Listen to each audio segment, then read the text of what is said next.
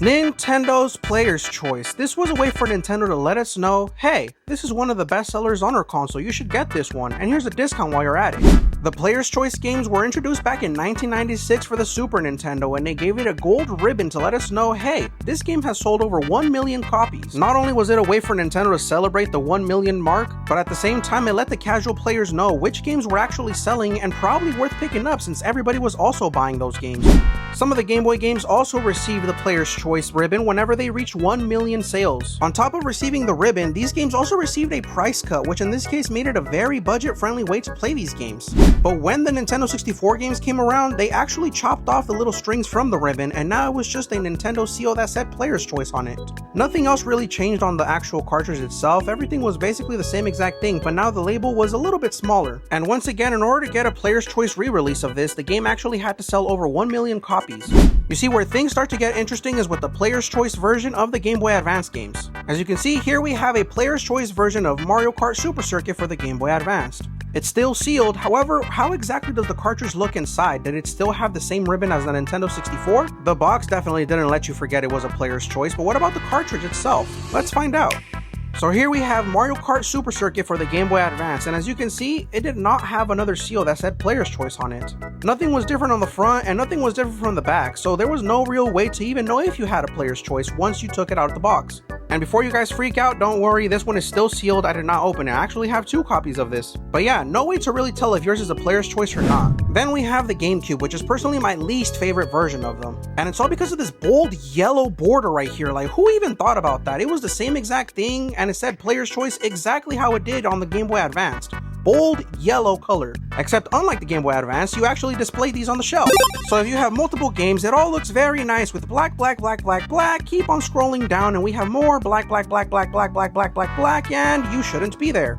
Matter of fact, why yellow of all colors? But unlike the Player's Choice back then, they ended up modifying a little bit with the GameCube. Since the GameCube didn't sell that well, the new requirement was now 250,000 copies sold rather than 1 million. But it kind of sucks how they got rid of the ribbon to give us a highlighter. The one I really remember is the one on the Wii, because this is where they introduced the Nintendo Selects. The Nintendo Selects were introduced back in 2011. No longer did we have to look at that highlighter yellow Player's Choice border, but instead now we had a really nice coin on the side. Personally, I don't really mind having some of the Nintendo Selects because it doesn't really pop out like that.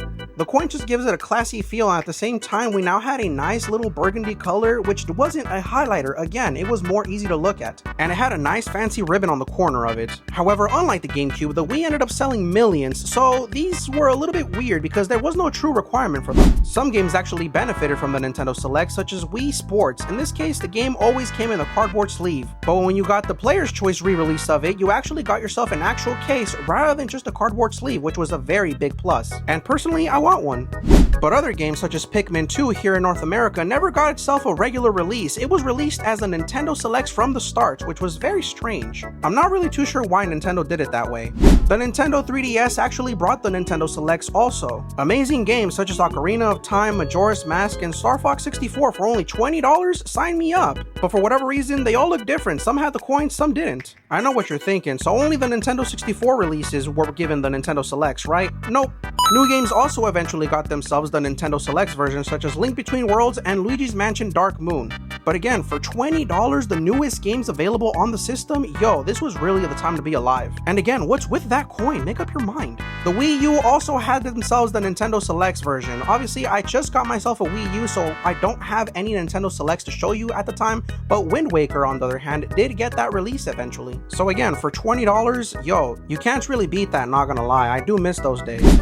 And then we have the Nintendo Switch games. This was the very first console ever since Iwata had passed away, and boy have we felt the difference. These games right here have sold millions of copies, however, no Nintendo Selects. Mario Kart 8, for example, if I'm not mistaken, has sold over 77 million copies, which is a lot. Super Smash Bros. Ultimate has sold about 36 million copies, and still no Nintendo Selects version of this game. And Super Mario Odyssey has sold about 29 million copies, and again, nothing.